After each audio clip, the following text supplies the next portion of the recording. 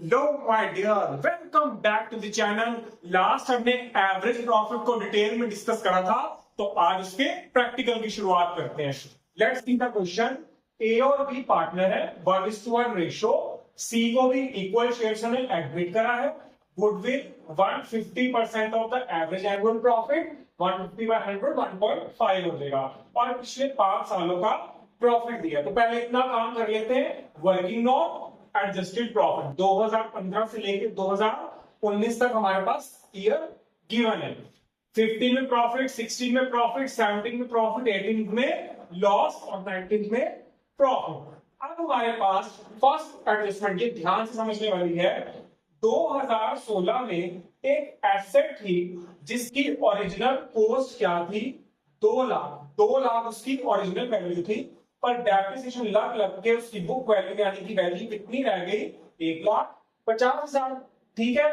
और उसको हमने कितने का बेच दिया? 1,24,000 में। 1,50,000 वाली चीज को 1,24,000 में। अब ये क्या हो गया हमारा? एबनॉर्मल लॉस 26,000 का। और एबनॉर्मल लॉस को क्या करते हैं? Add back. लास्ट वीडियो में अगर किसी बच्चे को याद हो, एकदम से माइंड में क्लिक कर जाएगा। अगर नहीं देखी तो एक बार जरूर जाकर एडजस्टमेंट देखनी, जिस बच्चे ने अभी तक वीडियो नहीं देखी। तो आइए वापस, एबनॉर्मल लॉस 26,000। नेक्स्ट एडजस्टमेंट देखो, 1 अप्रैल 2017 2 कंप्यूटर खरीदे। देखो कोई भी ईयर की जो एडजस्टमेंट है हम वो एंड में देखते हैं जाके। अगर ये 1 अप्रैल 2017 तो इसका मतलब ये खत्म कहां पे हो रहा है? 31 मार्च 2017 में। तो इसकी एडजस्टमेंट कहां पे आएगी? 1 अप्रैल 2018 में। Got it? अब देखो आगे कह रहे 2 कंप्यूटर खरीदे 1 लाख के, उन्हें गलती से हमने डेबिट कर दिया ट्रैवलिंग एक्सपेंसेस में, और कंप्यूटर के ऊपर डेप्रिसिएशन चार्ज हो रहा है 20% रिटर्न डाउन वैल्यू मेथड से। अब हमने क्या करा है कि 2 कंप्यूटर थे, उनको गलती से क्या कर दिया? एक्सपेंसेस में डेबिट कर दिया। हमारे खर्चे बढ़ गए और प्रॉफिट क्या हो गए? कम। और करेक्ट करने के लिए क्या करेंगे? वापस से ऐड बैक। इसलिए 1 लाख को हम यहाँ ऐड कर देंगे। पहले ये एक्सपेंस था तो डेप्रिसिएशन भी नहीं था। अब जब हमने इसको एसेट मान लिया तो डेप्रिसिएशन भी लगेगा। 1 लाख का 20% कितना आया? 20,000।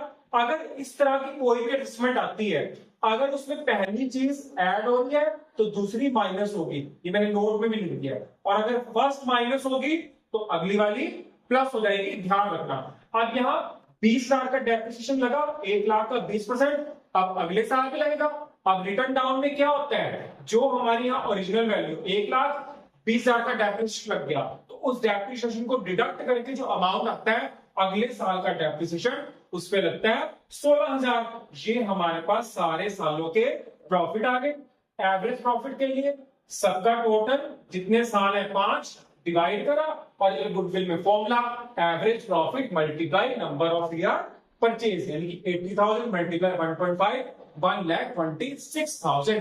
नेक्स्ट क्वेश्चन, ए और बी पार्टनर 3:2 रेशो, सी 1/3 से आ रहा है। Goodwill value at 2 year purchase of the average profit of last 4 year. Goodwill average profit minus number of year purchase को कितना है? 2। प्रॉफिट दे रखे हैं मुझे 19, 20, 21 और 22 में 70,000 का लॉस हो रहा है। 2021 1 अप्रैल मोटर बाइक खरीदी 50,000 की, उसको मैंने गलती से डेबिट कर दिया ट्रैवलिंग एक्सपेंस अकाउंट में।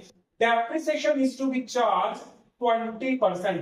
देखो पहले तो क्या हुआ, मैंने अपने एक्सपेंसेस को बढ़ा दिया।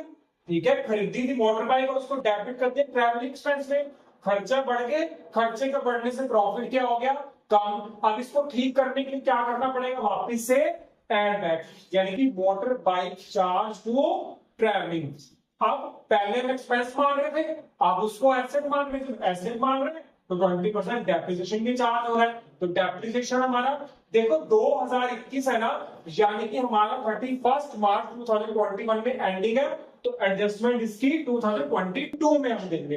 इसलिए यहाँ 50,000 भी यही आया, और डेप्रिसिएशन भी हमारा यहाँ से शुरू हो रहा है। वो कितना है हमारे पास? डेप्रिसिएशन 50,000 का 20% 10,000। ये नीचे profit given number of years, फिर एवरेज प्रॉफिट को नंबर ऑफ ईयर से हमें परचेज कितना से मल्टीप्लाई कर देंगे, और ये आंसर आ जाएगा। ये हमारा एवरेज प्रॉफिट मेथड का कैलकुलेशन है। हमें एवरेज प्रॉफिट के अंदर क्या ध्यान रखना है कि हमें एवरेज प्रॉफिट को कैलकुलेट करना है एडजस्टमेंट के बाद। कैसी एडजस्टमेंट को करने के बाद? Over valuation closing stock, under valuation of closing stock, over valuation of opening stock, under valuation of opening stock, various type of adjustment हमने लास्ट लेक्चर्स में समझी है।